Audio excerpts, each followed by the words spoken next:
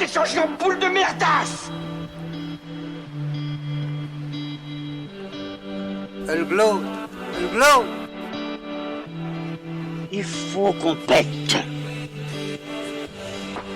Alors moi, il m'épate.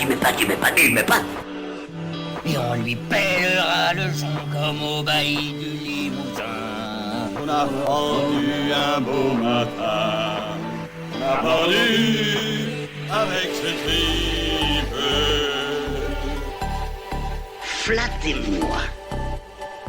Eh ben la denrée, on est en France. Allez, cul sec. Bonjour, bienvenue sur Histoire d'en dire plus. Aujourd'hui, on parle d'un réalisateur, producteur et scénariste très célèbre qui a à son actif des grands films cultes, Robert Zemeckis. Allez, c'est parti mon kiki. Robert Zemeckis, donc, est un réalisateur, producteur et scénariste américain, né le 14 mai 1951 à Chicago. Découvert grâce au film d'aventure À la poursuite du diamant vert, il a entre autres réalisé la trilogie Retour vers le futur, Qui veut sauver la peau de Roger Rabbit, Forrest Gump, récompensé par 6 Oscars, et Seul au monde. Alors, Robert Lee Zemeckis est né le 14 mai 1951 à Chicago, fils de Rosa, née Nespeka, et d'Alphonse Zemeckis. Son père était lituanien-américain, tandis que sa mère était italo-américaine. Robert est diplômé de l'Université de Californie du Sud en cinéma-télévision. Il s'est très vite fait connaître en remportant un Student Academy Award pour son film A Field of Honor en 1973, auquel ont succédé de nombreux films primés. Il se fait remarquer par Steven Spielberg qui, impressionné, accepte d'être producteur exécutif sur ses 2 premiers longs métrages en 1978, Crazy Day, I Wanna Hold Your Hand, et en 1980 La Grosse Magouille, que Zemeckis a coécrit avec son collaborateur Bob Gale, le fameux. Les 2 films sont bien reçus par la critique, mais échouent commercialement. Le tandem a une autre histoire en stock, celle d'un adolescent voyageant dans le temps, mais aucun studio n'y croit. C'est l'acteur Michael Douglas qui propose finalement à Zemeckis de mettre en scène un projet de film d'aventure dont il serait la star aux côtés de Kathleen Turner. Ce film sortira en 1984 sous le nom de La poursuite du diamant vert. Il est un nouveau succès critique et fonctionne plutôt bien au box-office à la surprise de nombreux professionnels. Le réalisateur y rencontre surtout le compositeur Alan Silvestri, qui assurera désormais la bande-son de tous ses films, comme je vous en ai parlé dans le podcast précédent. Les studios Universal donnent alors son feu vert au projet chéri par Robert Zemeckis et Bob Gale en 1985. Retour vers le futur sort dans les salles américaines et connaît un énorme succès critique et commercial. Avec Gale, il décroche sa première nomination à l'Oscar, celui du meilleur scénario. Le cinéaste profite de cette reconnaissance pour s'atteler à un projet risqué d'un point de vue technologique et commercial pour les studios Disney avec Qui veut la peau de Roger Rabbit. Il peaufine en effet le procédé combinant animation et prise de vue réelle et livre une satire du show business qui est acclamée par la critique en remportant 4 Oscars. Le score du film au box-office de l'année 88 confirme le potentiel commercial du cinéaste. Il tourne consécutivement Retour vers le futur 2 et Retour vers le futur 3, comme je l'ai dit dans mon dernier podcast, qui sortent respectivement en 89 et en 90.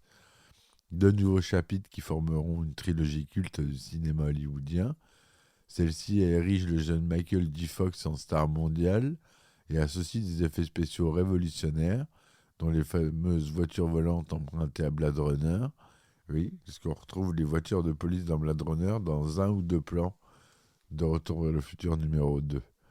Un scénario riche et complexe. Il s'agit pourtant du dernier travail de Robert Zemeckis en tant que scénariste avant longtemps. Le réalisateur s'impose alors aux côtés de ses amis et ex-mentors George Lucas et Steven Spielberg comme l'un des plus grands entertainers, faiseurs de divertissement du cinéma américain. Fort de ses débuts prestigieux, le cinéaste parcourt les années 90 en mettant en scène des stars hollywoodiennes et en visitant des genres chaque fois différents. En 92, il dirige Bruce Willis et Goldie Hawn pour la comédie noire La mort vous va si bien. Vous pouvez écouter le podcast que j'ai fait là-dessus.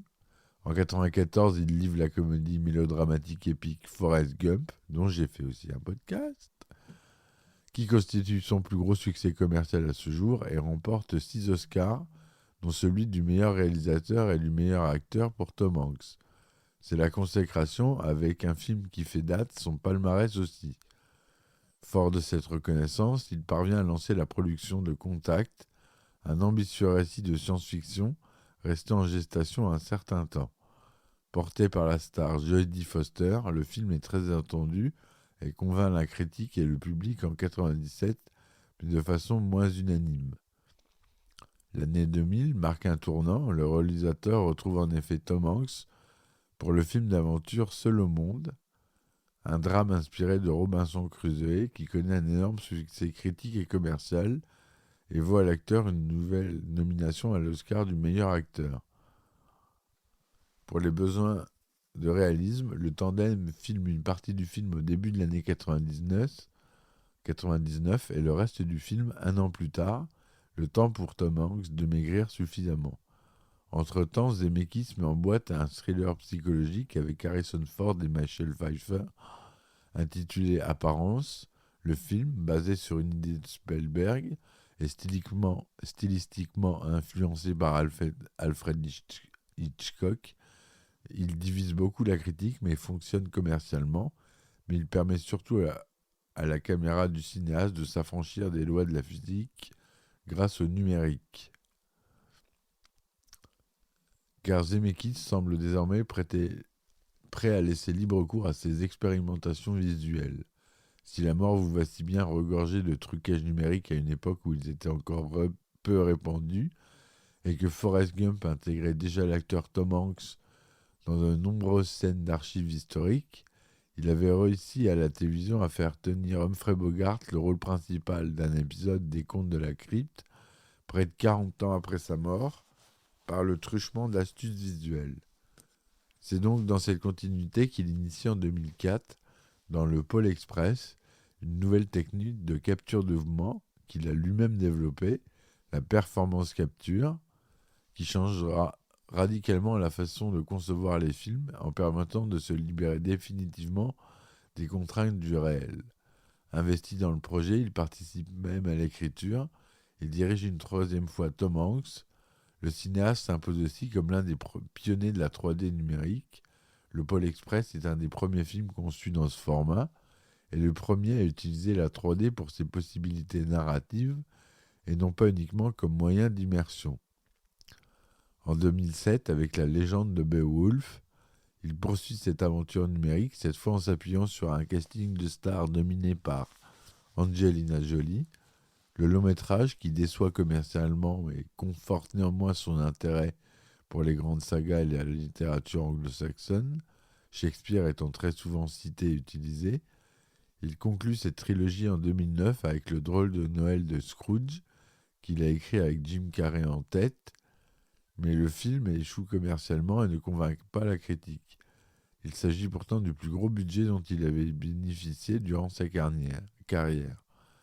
En 2010, la fermeture de son studio Image Mover, fondé en 1997, et renommé Image Mover Digital en 2007, à la suite du rachat par Walt Disney Company, marque la fin d'une ère. En 2012, le réalisateur revient donc au cinéma traditionnel avec le drame Flight, porté par Denzel Washington. Le film marque son retour à des budgets plus modestes, 30 millions de dollars contre 200 pour Le drôle de Noël de Scrooge. Il met en scène The Walk, rêvé plus tôt, film biographique sur le funambule français Philippe Petit, incarné par l'américain Joseph Gordon-Levitt. Le film sort en 2015. Il s'agit d'un projet que Zemeckis a en tête depuis 2006. Il envisageait de le réaliser intégralement en capture de mouvement, mais le film aurait coûté trop cher. Seules certaines scènes bénéficieront alors de ce traitement. Son film suivant, Allié, sort fin 2016. Il s'agit d'un thriller romantique sur fond de Seconde Guerre mondiale. Brad Pitt et Marion Cotillard y incarnent deux espions qui tombent amoureux à Casablanca. Il réalise ensuite le drame Bienvenue à Marwen, inspiré du documentaire Marwen Call de Jeff Malmberg, lui-même basé sur la vie de Mark Hogenkamp. Steve Carell y incarne un ancien marine resté plusieurs jours dans le coma après un passage à tabac.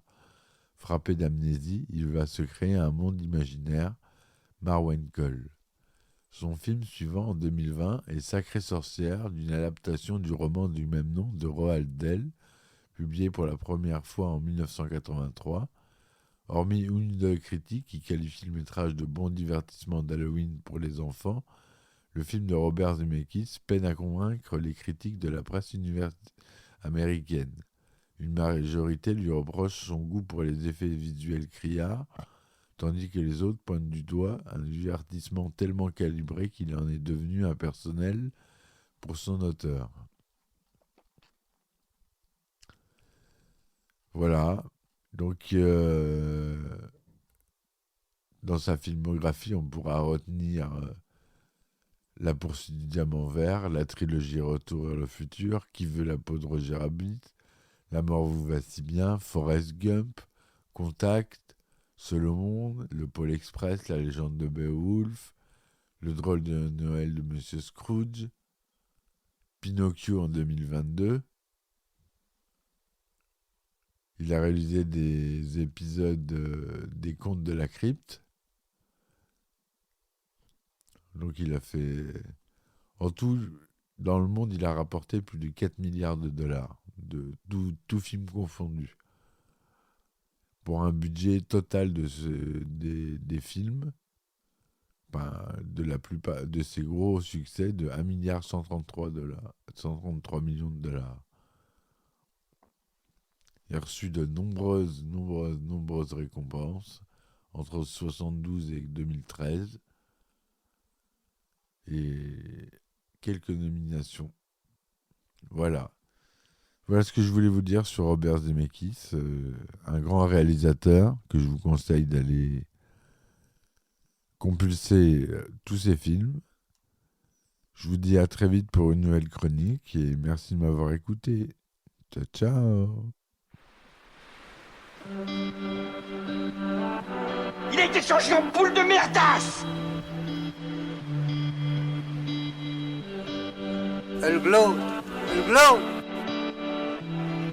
Il faut qu'on pète. Alors moi il m'épate. Et on lui pèlera le son comme au bailli du Limousin. On a pendu un beau matin, on a pendu avec ce tripe.